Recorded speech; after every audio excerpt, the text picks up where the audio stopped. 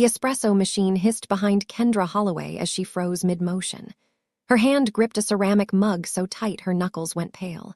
The smell of fresh coffee filled the warm Brooklyn cafe, mixing with the scent of the cinnamon rolls she had pulled from the oven 20 minutes ago. Edison bulbs cast golden light across exposed brick walls. Soft jazz played from the speakers. Everything was perfect. Everything was normal. Until he walked in. Standing in the doorway of Honey and Steam, silhouetted against the gray November afternoon, was the one man Kendra had spent 5 years running from. Siwoo Dong, Korean Mafia Boss, the most dangerous man she had ever known, the father of her son. And he was staring directly at the little boy sitting at the corner table. Kendra stopped breathing. Micah sat by the window at his favorite spot, the small wooden table with the wobbly leg she kept forgetting to fix. He was eating orange slices, his little fingers sticky with juice. He was humming a song from his favorite cartoon. He was completely unaware that his entire world was about to collapse. Siwoo stepped forward. His Italian leather shoes clicked against the hardwood floor. Behind him, 2 men in dark suits flanked the entrance, their faces blank and threatening. Bodyguards. Of course he traveled with bodyguards. He was the head of one of the most powerful crime families on the West Coast. The years had been kind to him. He was 37 now, still devastatingly handsome in that sharp, dangerous way that had first drawn Kendra to him. His black suit was perfectly tailored, probably cost more than her monthly rent. A crisp white shirt lay open at the collar. A distinctive gold ring glinted on his finger. His jaw was set hard, and his dark eyes moved slowly from Micah back to Kendra. She watched recognition dawn across his face like a death sentence. The boy had his father's exact jawline, his father's precise nose, the same shape of his eyes, though lighter in color. The same distinctive birthmark behind his left ear that Siwoo had, that his father had, that his grandfather had. 5 years of hiding. 5 years of building a new life. 5 years of carefully constructed lies and fake names, and looking over her shoulder every single day. All of it crumbled in 3 seconds. The mug slipped from Kendra's fingers. It shattered on the floor behind the counter, and she barely heard it. Her heart was pounding so loud it drowned out everything else. The jazz music, the chatter of the few remaining customers, the hiss of steam from the espresso machine. Siwoo's expression was unreadable, cold, calculating, the same mask he wore when he was conducting business, the same mask he wore right before he did terrible things to people who betrayed him. Kendra had seen that mask before. She knew what it meant. Before we continue with this story, I need you to do something for me. This story is about secrets, sacrifice, and a love that refuses to die no matter how hard you try to kill it. If you have ever kept a secret to protect someone you love, if you have ever run from something that terrified you, I need you to hit that subscribe button right now. I pour my heart into these stories, and it genuinely hurts when people watch without subscribing. Please, just take 1 second and subscribe. It's free, and it means the world to me. Also, drop a comment telling me which city you are watching from. I want to know where all my amazing viewers are located. Now, let's continue. Kendra forced herself to move. She bent down and started picking up the broken pieces of the mug, using the motion to hide her shaking hands. Her mind raced through options. The back door led to the alley. She could grab Micah and run, but Siwoo's men were already positioned at the entrance. There was no way out. She was trapped. When she stood up again, Siwoo had moved closer. He was standing in the middle of the cafe now, maybe 15 feet from Micah's table. The other customers had gone quiet, sensing the tension in the room. An older woman clutched her latte and stared. A young couple exchanged nervous glances. One of Siwoo's bodyguards stepped forward and spoke quietly to the remaining customers. Kendra could not hear what he said, but within 2 minutes, the cafe was empty except for her, Siwoo, his men, and her son. Micah finally looked up from his orange slices. His face was sticky and happy, and Kendra's heart shattered into a million pieces. He was so innocent, so unaware. He had no idea that the imposing man in the expensive suit was about to change everything. "Mommy, who is that man?" Micah asked, his voice curious and unafraid. Why does he look so serious? Kendra opened her mouth to answer, but no words came out. Siwoo's voice cut through the silence like a blade. Low, controlled, lethal. How old is he, Kendra? She gripped the edge of the counter. Her legs felt like they might give out. She had practiced this moment in her nightmares 1,000 times, but nothing prepared her for the reality of it. He is 4, she lied, forcing her voice to stay steady. His father was someone I dated after I left California. You do not know him. Siwoo tilted his head slightly. His expression did not change, but something flickered in his eyes. Something dangerous. I see, he said quietly. Then he reached into his jacket pocket. Kendra's heart stopped completely. Her body tensed, ready to throw herself in front of Micah, ready to do whatever it took to protect him. But Siwoo did not pull out a weapon. He pulled out his phone. He swiped through it slowly, then turned the screen to face her. On it was an old photograph. A little boy, maybe 5 years old, standing next to an elderly Korean woman in front of a traditional house.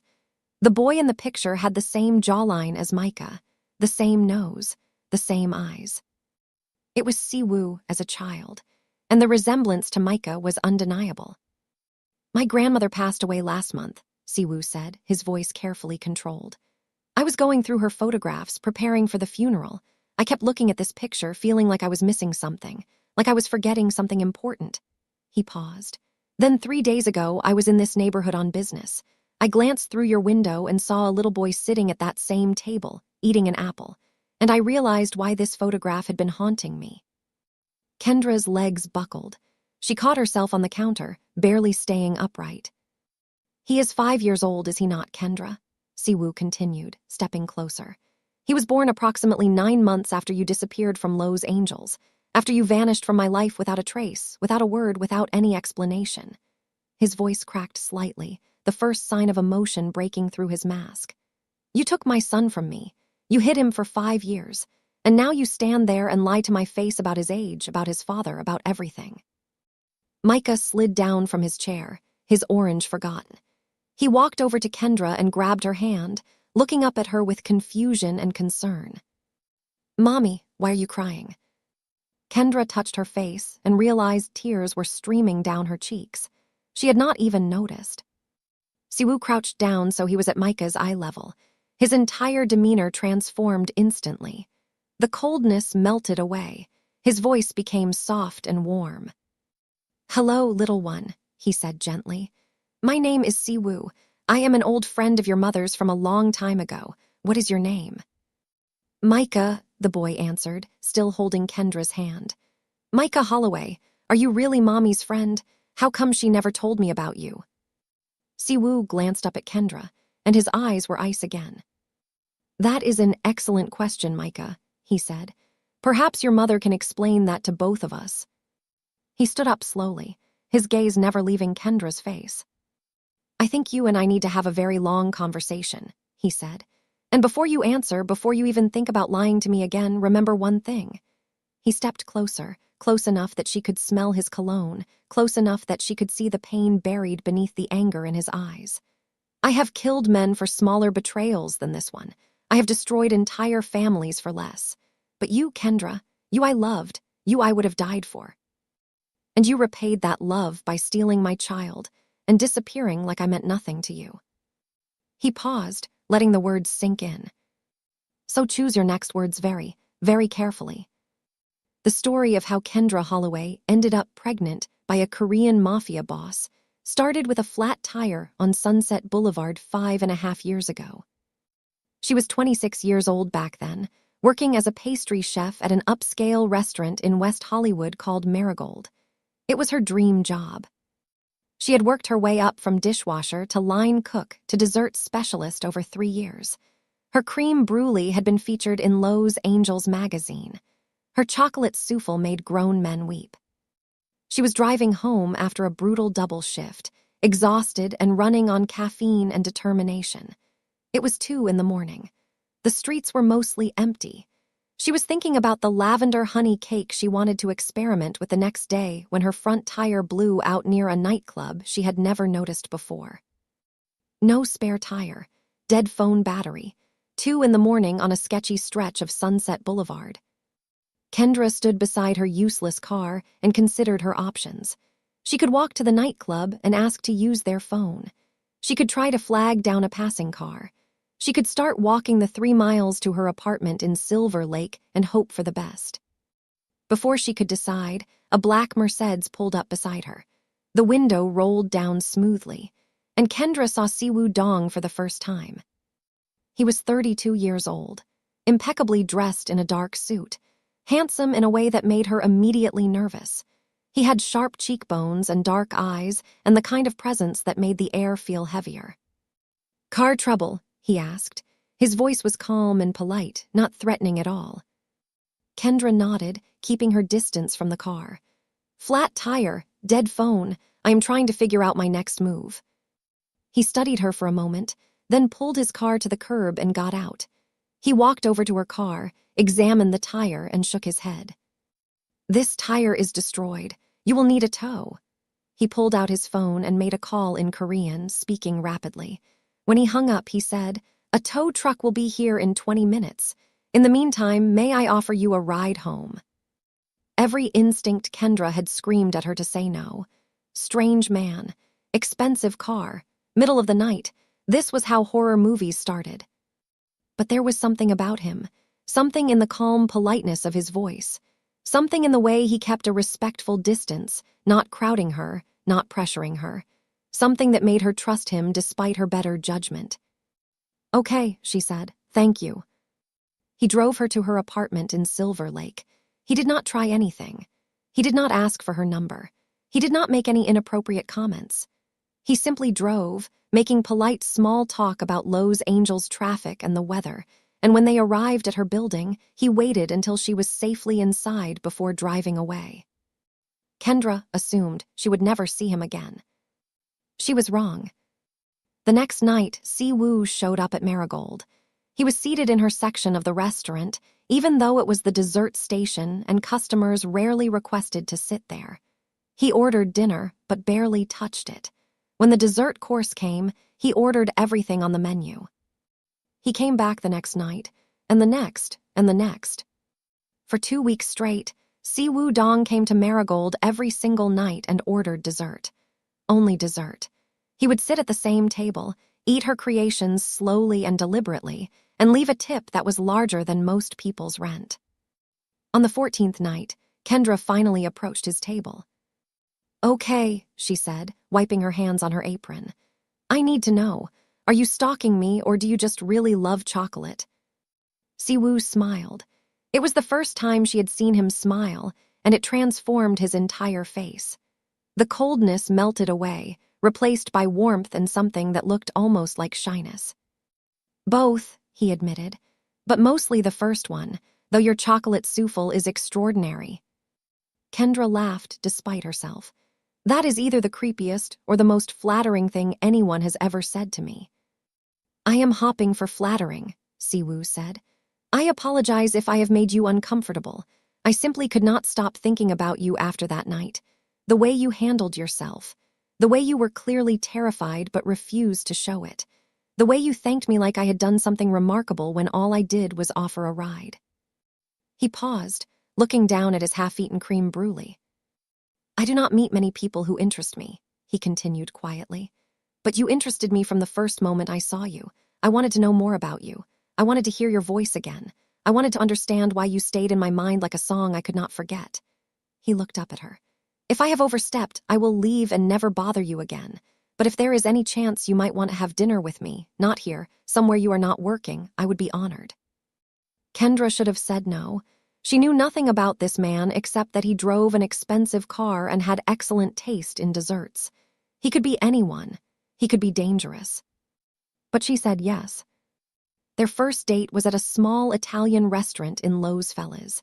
Siwoo was charming and attentive and asked her more questions about herself than anyone had in years. He wanted to know about her childhood in Atlanta, about her culinary training, about her dreams and fears and favorite books. He listened like everything she said mattered. She learned he was a businessman. Import and export, he said vaguely. He had moved to Los Angeles from Seoul when he was 18, following his father. He had worked hard and built something successful. He did not elaborate on what exactly that something was. She did not push. She was too busy falling for him. Their relationship moved fast. Within a month, Kendra was spending most of her nights at his Malibu mansion, a sprawling estate on a cliff overlooking the Pacific Ocean. Within 2 months, she had a key and a closet full of clothes he had bought her. Siwoo was unlike any man she had ever known. He was powerful and controlled in public, commanding rooms full of people with just a look. But with her, in private, he was gentle, tender, almost vulnerable.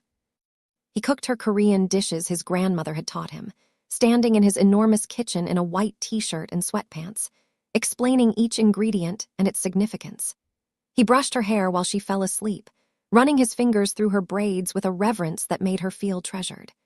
He told her things he said he had never told anyone, about his cold father, about his beloved grandmother, about the loneliness of being powerful in a world that feared him. "You make me feel human," he told her one night, holding her close in his massive bed while the ocean crashed against the cliffs below. "Before you, I was just a machine, working, acquiring, controlling. You reminded me that there is more to life than power." Kendra believed him. She loved him with everything she had. And then, 3 months into their relationship, she discovered the truth about what he really did. It was a late night at the mansion. Kendra had fallen asleep in the bedroom and woken up around 2 in the morning to find Siwoo's side of the bed empty. She went looking for him, wandering through the dark hallways of the enormous house. She heard raised voices coming from his office, angry voices. She should have turned around. She should have gone back to bed, but something pulled her forward. She pushed open the wrong door at the worst possible moment.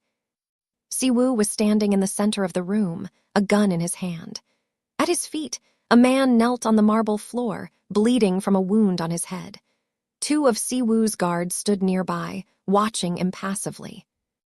Blood was pooling on the white marble, so much blood. Kendra gasped. Everyone turned to look at her. For one terrible moment, Siwoo's face was completely blank. He looked at her like she was a stranger, like she was a problem to be solved. Then the mask cracked, and she saw horror in his eyes. Horror that she had seen this. Horror that she now knew what he was. The guards moved toward her, but Siwoo held up his hand. "Leave us," he said quietly. The guards dragged the bleeding man out of the room. Kendra stood frozen in the doorway, unable to move, unable to speak, unable to process what she had just witnessed. Siwoo set the gun down on his desk and walked toward her slowly, like she was a frightened animal he did not want to spook. "Kendra," he said softly, "I can explain." "You were going to kill him," she whispered. "Yes." "You have killed people before." A pause. "Yes." "Who are you? What are you?" Siwoo stopped a few feet away from her. His face was pained. "I am the head of the Dong family," he said quietly. "We control most of the organized crime operations on the West Coast, gambling, money laundering, protection. Other things I will not burden you with." He paused. "I am what most people would call a mafia boss, Kendra. I have done terrible things. I have ordered terrible things. I have built an empire on fear and violence and blood." Kendra's legs gave out. She slid down the doorframe until she was sitting on the floor. "I understand if you want to leave," Siwoo continued, his voice breaking slightly. "I understand if you hate me now. I understand if everything we had is destroyed." He crouched down in front of her. "But I need you to know that I never lied to you about the important things. I love you, Kendra. I have never loved anyone before you. I will never love anyone after you. And I would burn the entire world down to keep you safe." Kendra looked at him. At this man she thought she knew. At this stranger with blood on his shoes. She should have left. She should have run screaming into the night and never looked back. Instead, she stayed. For 2 more months, she stayed, because despite everything, she loved him. Because when they were alone together, he was still gentle. He was still the man who cooked her Korean food and brushed her hair and held her like she was precious. The violence existed in a separate world, one she tried not to think about. She told herself it was not her business. She told herself people were complicated. She told herself love was enough. Then she discovered she was pregnant. And everything changed. Kendra found out about the pregnancy on a Tuesday morning. She took 3 tests just to be sure, all positive. She sat on the bathroom floor of Siwoo's mansion and stared at those 2 pink lines and felt the entire world tilt beneath her. A baby. She was going to have a baby with a mafia boss, with a man who killed people. What kind of life would that child have? What kind of danger would they always be in? She knew she needed to tell Siwoo. She knew he would probably be happy. He had mentioned wanting children someday, mentioned wanting to build something that lasted beyond his criminal empire. He would protect her and the baby with everything he had. But something held her back, something she could not name. She decided to wait a few days, to process, to figure out how she felt before she told him. That night, everything fell apart. Siwoo was hosting a meeting at the mansion. Important people from his organization, men Kendra usually avoided.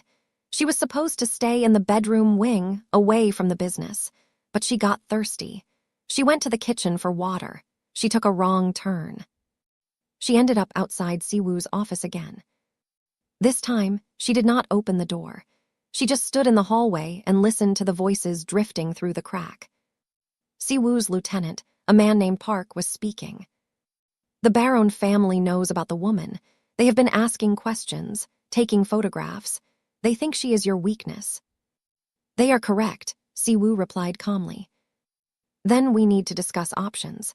If she becomes a liability. A long pause. What kind of options? Siwoo asked. We could relocate her. Give her a new identity somewhere far away. Or we could handle it more permanently. Make sure she can never be used against you. Kendra's blood ran cold. Handle it more permanently. She knew what that meant. She had seen the blood on the marble floor. And if I am not willing to do either? Siwoo asked. Then you are putting the entire organization at risk. Sentiment is dangerous in our world, boss. You know that better than anyone. Another long pause. Kendra pressed her hand against her stomach, against the tiny life growing inside her, and felt terror like she had never known. I will think about it, Siwoo finally said. Kendra did not wait to hear more. She went back to the bedroom. She packed a bag with shaking hands. She took $10,000 from the safe where Siwoo kept emergency cash. She wrote a note that said only "I'm sorry" and left it on his pillow. Then she climbed out the window, dropped into the garden below, and ran. She did not look back. The first year was the hardest. Kendra moved constantly. Detroit first, where she had a cousin who let her stay for a few weeks. Then Chicago, where she worked under the table at a bakery until her stomach got too big to hide. Then Philadelphia, where she gave birth to Micah in a hospital where no one knew her name. She named him Micah because it meant, "Who is like God?" and she needed to believe in something bigger than herself. She gave him her mother's maiden name, Holloway, instead of her own. For the first year of Micah's life, Kendra barely slept. She watched the news constantly, expecting to see Siwoo's face. She scanned every crowd for his men. She flinched at every black car, every Asian man in a suit, every knock on the door. The fear never fully went away, but eventually it dulled enough for her to start building a life. She ended up in Brooklyn almost by accident. She was passing through New York on her way to Boston when she saw a "For Lease" sign in the window of a small storefront in Williamsburg. The neighborhood was trendy and expensive, but the building was old and neglected. The landlord was desperate. Kendra used the last of her stolen money to secure the lease and buy basic equipment. She named the cafe Honey and Steam after her 2 favorite things about baking. She worked 18-hour days for the first 2 years, building a customer base from scratch.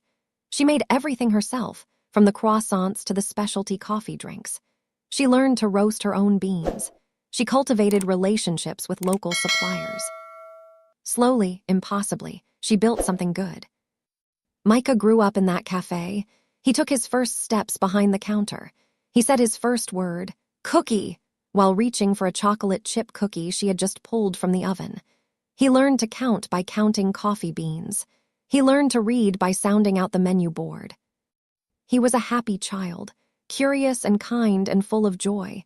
He had his father's intelligence, his father's intensity, but none of his father's darkness. At least none that Kendra could see. She told him his father had died before he was born. A car accident, quick and painless. She hated lying to him, but she did not know what else to do. How do you explain to a child that his father is a murderer?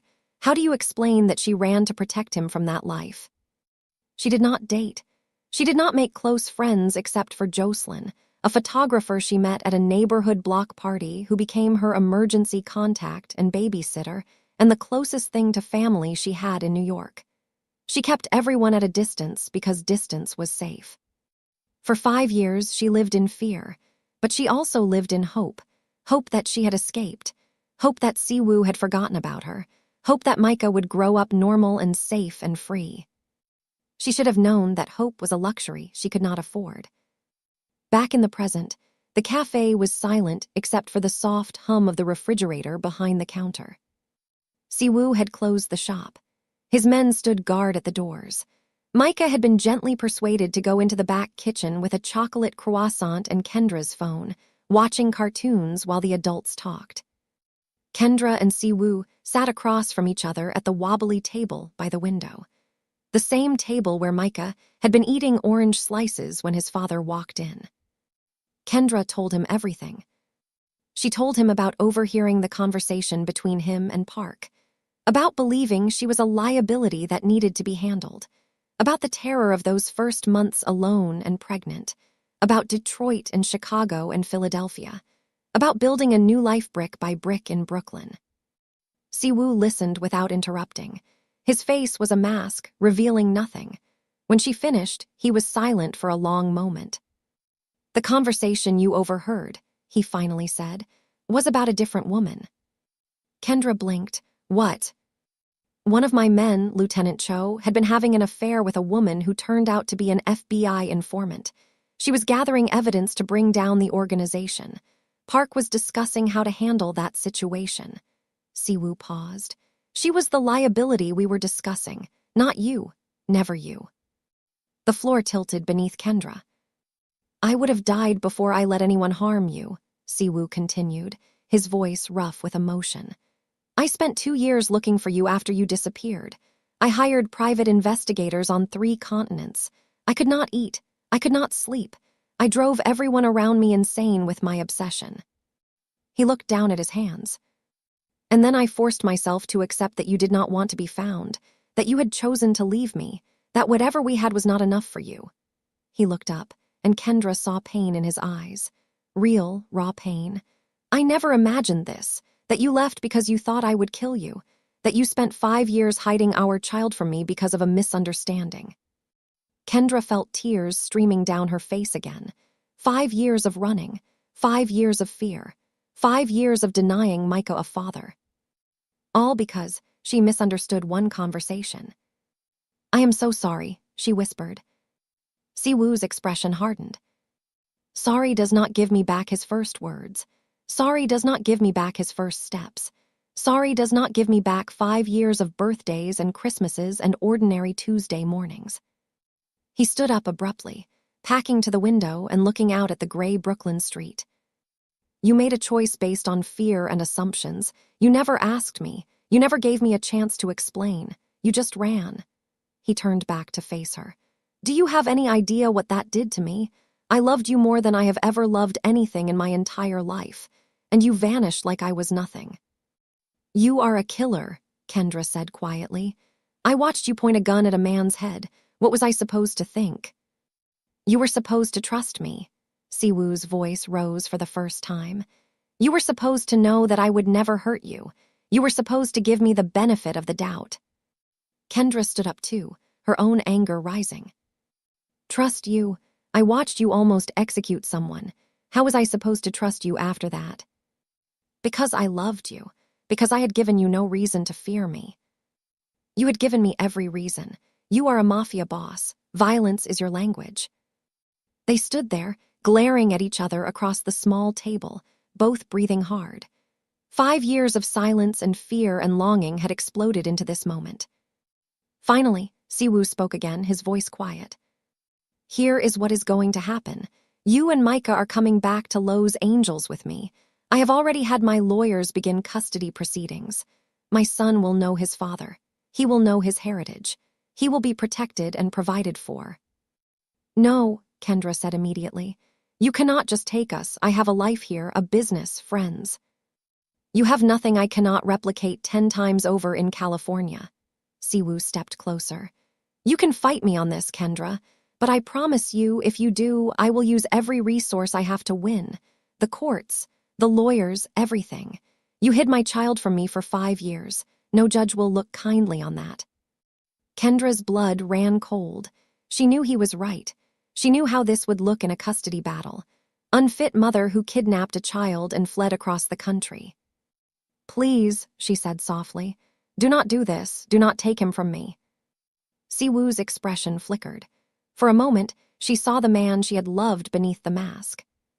I am not trying to take him from you, he said quietly. I am trying to give him a father. I am trying to be part of his life. You can fight me or you can work with me. But either way, I am not leaving New York without my son. Kendra did not sleep that night. After Siwoo left, promising to return in 48 hours for her decision, she did what she always did when she was scared. She tried to run. She packed 2 suitcases, emptied the cash from her safe, bundled Micah into his warmest coat, and headed for the door. She did not make it 3 blocks. A black SUV pulled up beside her on Bedford Avenue. One of Siwoo's men rolled down the window. He was polite, almost apologetic. Mr. Dong asked me to remind you that running will only make things worse, he said. Please go home. Get some rest. He is not your enemy, Ms. Holloway. Kendra went home. The next morning, she called a lawyer, a family law specialist in Manhattan with excellent reviews. The lawyer listened to her story and gave her a blunt assessment. You hid a child from his father for 5 years, the lawyer said. In family court, that matters. It suggests you are willing to put your own wishes above the child's best interests. Combined with Mr. Dong's resources, I am sorry, but your chances of winning a custody battle are very slim. Kendra hung up feeling sick. She called her sister Denise in Atlanta. Denise, ever practical, told her to stop running and face the situation head-on. Micah deserved to know his father. Running would only make everything worse. She called Jocelyn. Jocelyn, ever protective, suggested calling the FBI and reporting Siwoo for his crimes. Kendra did neither of those things. Instead, she made a decision. She found the business card Siwoo had left behind, an address in Manhattan, a penthouse suite at a luxury hotel near Central Park. She arranged for Jocelyn to watch Micah for the afternoon. Then she took the subway into the city. The hotel was ridiculous, all marble and gold and crystal chandeliers. Kendra felt underdressed in her jeans and sweater, but she squared her shoulders and walked past the security like she belonged there. She took the elevator to the top floor. She stood in front of Siwoo's door. She knocked. When he opened it, she saw surprise flicker across his face. He was wearing a simple black shirt and dark pants, more casual than she had ever seen him. I am not coming to Los Angeles as your prisoner, she said before he could speak. If you want me and Micah in your life, you are going to do this my way. Siwoo studied her for a long moment. Then he stepped aside to let her in. Tell me your terms, he said. Kendra walked into the suite and stopped cold. On the coffee table were photographs, dozens of them, pictures of her and Micah over the past 5 years, at the park, at the grocery store, walking to preschool, celebrating birthdays, at the cafe, at the beach in Coney Island last summer. Siwoo had been watching them. You knew, she said quietly. You have known about Micah for longer than 3 days. Siwoo closed the door behind her. 8 months, he admitted. One of my investigators found you by accident while working an unrelated case. I flew out immediately. I saw Micah through the cafe window. He paused. I watched you both for 3 days before I returned to Los Angeles. Why did you wait? Why pretend to just discover him? Siwoo walked to the window overlooking Central Park. The afternoon light made him look tired. older than he was. Because I have enemies, Kendra. Enemies who would use you and Micah against me without hesitation. I needed time to ensure your safety, to put protections in place, to eliminate certain threats. Kendra's stomach dropped. What threats? Siwoo turned to face her. A man named Victor Choi. He runs a rival crime family based in San Francisco. He has been trying to destroy me for years. 3 years ago, I took something from him, something valuable. He has never forgiven me. What did you take? His territory in Seattle, his most profitable gambling operation, several of his key lieutenants who now work for me. Siwoo paused. He has been waiting for an opportunity to hurt me. 2 months ago, he discovered you and Micah exist. The room suddenly felt very cold. Victor has people in New York, Siwoo continued. They have been watching you, waiting, planning. Planning what? To take you, both of you, to use you as leverage against me, to force me to surrender everything I have built or watch my son suffer. Kendra sat down heavily on the nearest chair. Her legs would not hold her anymore. The man who delivered coffee beans to your cafe last week, Siwoo said quietly. The new family that moved into the apartment above yours.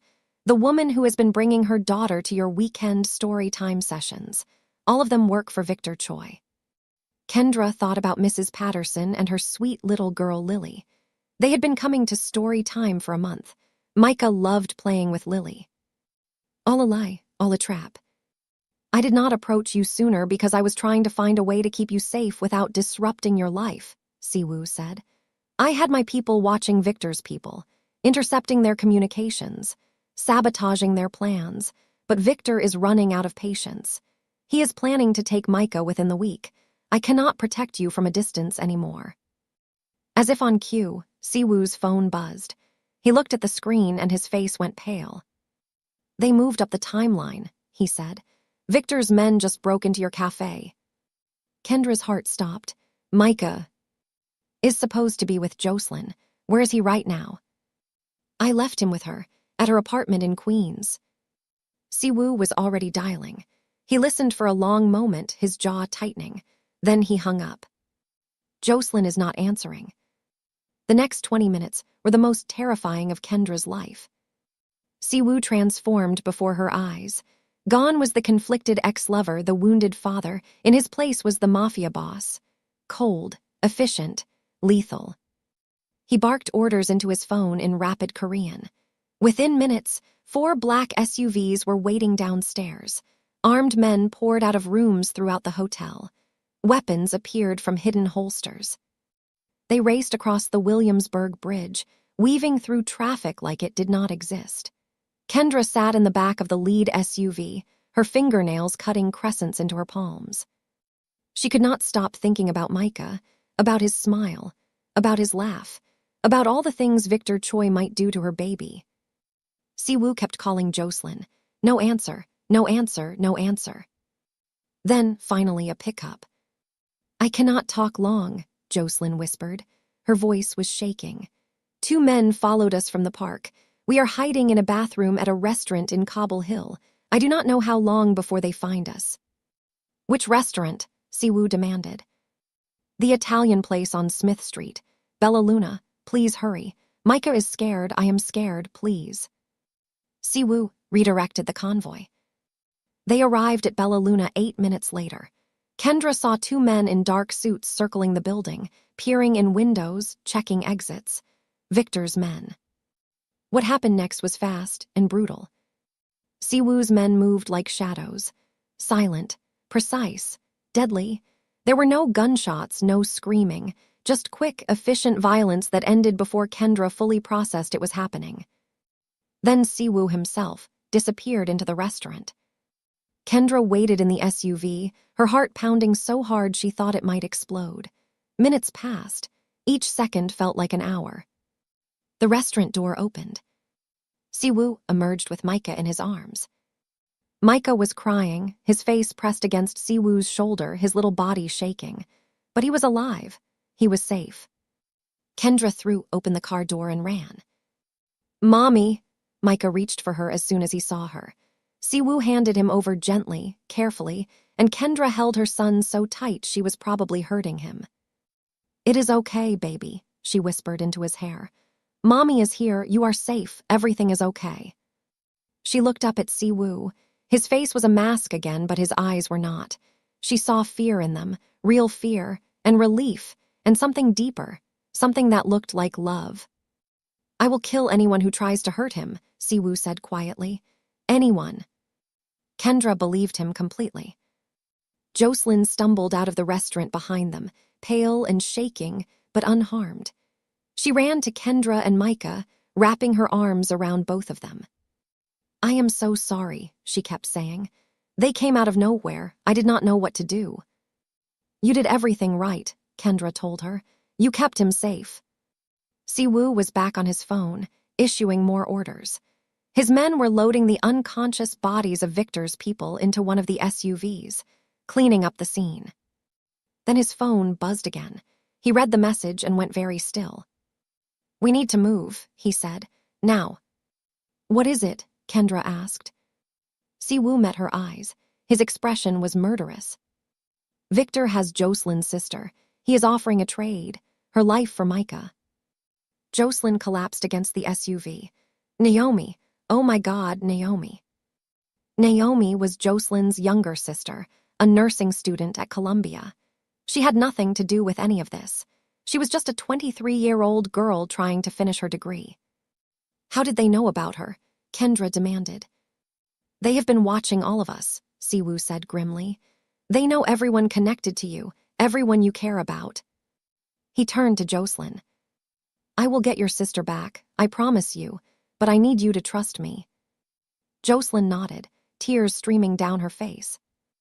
They spent the night at a safe house in New Jersey, an unremarkable house in an unremarkable suburb, surrounded by Siwoo's men.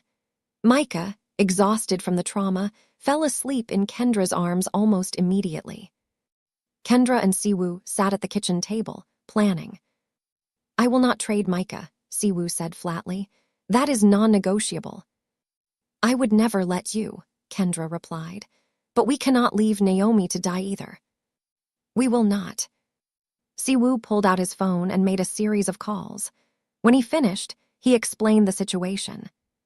For 8 months, while he was monitoring Victor's surveillance of Kendra and Micah, he was also building a case. Financial records showing Victor's illegal activities, witness testimonies from former associates, recorded conversations that would put Victor away for life. "I was planning to use this as insurance," Siwoo said. "A guarantee that Victor would never touch you or Micah, but if he wants a confrontation, I will give him one." The meeting was set for the following night, an abandoned warehouse in Newark. Victor would bring Naomi. Siwoo would come alone. Except he would not really be alone. The next night, Kendra watched from a surveillance van as Siwoo walked into the warehouse. He was wearing a wire. His men were positioned throughout the building, hidden but ready. Inside, Victor Choi waited with 6 of his men and Naomi, bound to a chair. Victor was a thin man in his 50s, elegant in a way that belied his cruelty. He smiled when he saw Siwoo. "Where is the boy?" "Safe, far from here." Siwoo stopped 10 feet away. "Let the girl go, Victor. She has nothing to do with this." "She has everything to do with this. She is leverage. Surely you understand leverage." "I understand that you are making a mistake." Siwoo reached into his jacket. Victor's men raised their weapons, but Siwoo only pulled out a phone. "I have copies of this information in the hands of federal prosecutors in Los Angeles, San Francisco, and New York," Siwoo said calmly. "I have copies with journalists at major publications. Everything, your finances, your operations, your murders, all documented, all admissible." Victor's smile faltered. "If Naomi is not released unharmed in the next 60 seconds, all of it goes public. Your organization will be destroyed. You will spend the rest of your life in a federal prison. And everyone who ever worked for you will scramble to make deals, giving up more information to save themselves." Silence. Victor's face contorted with rage. "You are bluffing." "Try me." 30 seconds passed. Victor's men looked nervous. One of them lowered his weapon slightly. "Fine," Victor spat. He nodded to one of his men, who cut Naomi's bonds. She stumbled toward Siwoo, who guided her toward the exit where his men were waiting. But as she passed, Victor grabbed her arm. "This is not over," he hissed at Siwoo. "Your woman and your boy will never be safe. I will find them eventually, and when I do—" He did not finish the sentence. Siwoo moved faster than Kendra had ever seen anyone move. One moment he was standing still. The next, Victor was on the ground, bleeding. "You will not find them," Siwoo said, his voice ice cold, "because you will be in federal custody within the hour. And if by some miracle you ever get out, I will be waiting."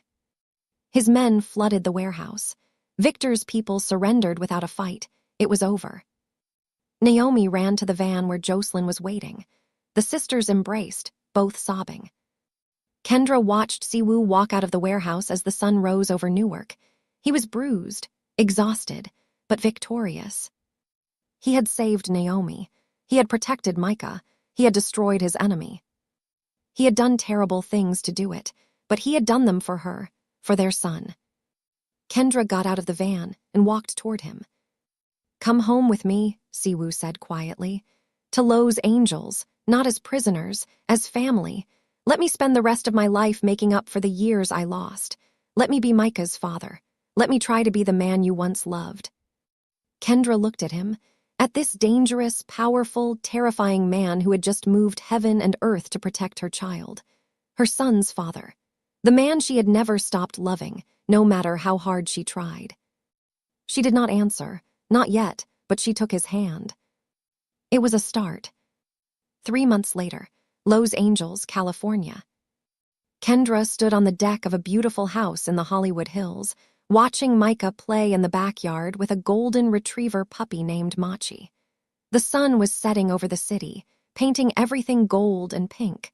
The Pacific Ocean glittered in the distance. She had not agreed to come back to Los Angeles immediately after that night in Newark. First, she made Siwoo prove himself.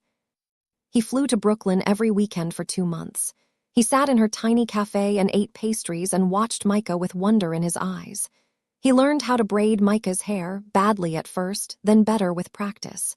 He read bedtime stories in both English and Korean. He did not pressure Kendra for anything. He did not demand. He did not threaten. He just showed up, again and again. Slowly, Kendra's walls came down. She remembered why she had fallen in love with him in the first place. The gentleness beneath the danger. The way he looked at her like she was the most precious thing in the world. The way he made her feel safe even when everything around them was chaos. She watched him with Micah, the patience, the tenderness. The way his whole face softened when Micah laughed. Siwoo was not a good man, but he was a good father, and that mattered. On the last weekend, before she finally agreed to move, Siwoo took her to dinner at a rooftop restaurant overlooking Manhattan, the same neighborhood where they had confronted each other just weeks before. At the end of the meal, he got down on one knee. "I know I have no right to ask you this," he said. "I know I come with danger and complications and a past stained with things I cannot undo, but I love you, Kendra. I have loved you for 7 years. I never stopped loving you, not for a single day. I will love you until they put me in the ground." He pulled out a ring, simple, elegant, a single diamond that caught the light. "Will you let me spend the rest of my life proving it?" Kendra looked at him, at this man who had broken her heart and put it back together, at this man who had hunted her across a continent and then laid his empire at her feet, at this man who would kill for her, die for her, and also learn to braid her son's hair just to make him smile. She said yes. The wedding was small, just family and close friends at an estate in Napa Valley. Denise flew in from Atlanta with her husband and kids. Jocelyn stood as maid of honor. Naomi, fully recovered from her ordeal, served as a bridesmaid. Siwoo's grandmother's ring served as Kendra's something old, passed down from Seoul to Los Angeles to this moment. Micah served as ring bearer. He almost dropped the rings twice, tripping over his own feet in his tiny tuxedo. Everyone laughed, including Siwoo, whose smile was bigger than Kendra had ever seen it. They honeymooned in Jeju Island, off the coast of South Korea. Micah came with them, because neither Kendra nor Siwoo could bear to be separated from him. They explored volcanic caves and swam in crystal-clear waters and ate the best seafood of their lives. Micah learned to say, "I love you" in Korean, and Siwoo cried the first time he heard it. Now they were home, in this house that Siwoo had bought specifically for them, away from the Malibu mansion with its memories of blood and fear. A fresh start, a new chapter. Siwoo still ran his empire. He still made decisions Kendra did not ask about. He still carried the weight of a violent legacy on his shoulders. But he had drawn a bright line between his business and his family. Micah would never know the details. Kendra would never be in danger again. He had made sure of that. Victor Choi was serving a life sentence in federal prison. His organization had crumbled without him. The threats had been neutralized. The enemies had been destroyed. They were safe. The sliding door opened behind Kendra, and Siwoo stepped onto the deck. He wrapped his arms around her from behind, pulling her close against his chest. "What are you thinking about?" he asked softly. "Everything," she said. "The past, the future, how strange life is, how terrifying those years were, how I never thought I would end up here." "Where is here?" She turned in his arms to face him. "Happy," she said. "Safe home with you." Siwoo smiled, that rare, beautiful smile that transformed his whole face. "I spent 5 years missing you," he said. "I spent 5 years feeling like half of me was gone. I never want to feel that way again." "You will not," Kendra promised. "I am not running anymore. I am exactly where I want to be." Micah's laughter rang out across the backyard as Machi knocked him over and licked his face. Kendra and Siwoo turned to watch their son, their miracle, the living proof that something beautiful could grow from fear and pain and misunderstanding. "He is happy," Siwoo said quietly. "He is," Kendra agreed. "Because of you, because you protected him, because you built a life for him even when you were terrified." Kendra shook her head. "Because of both of us, because you found us, because you fought for us." Siwoo pulled her closer, resting his chin on top of her head. "I will always fight for you," he said. "Both of you, for the rest of my life." The sun sank below the horizon, leaving the sky streaked with purple and orange. Micah ran toward them, the puppy at his heels, demanding that they come play. Siwoo picked him up and swung him around, making him shriek with delight. Kendra watched them together, her husband and her son, and felt something she had not felt in years. Peace. She spent 5 years running from this man, 5 years hiding their son, 5 years convinced she had made the right choice. She had been wrong. Some loves were worth the risk. Some families were worth fighting for. Some secrets, when finally revealed, led not to destruction but to redemption. Kendra Holloway stopped running. She stopped hiding. She stopped being afraid. And she finally found home. Thank you so much for watching this story until the very end. If you felt something, anything at all, please hit that subscribe button and leave a comment telling me your favorite part. I read every single comment, and they mean the world to me. Also, let me know what city you are watching from. I love knowing where all my amazing viewers are located. Until next time, stay blessed, stay safe, and remember that love always finds a way.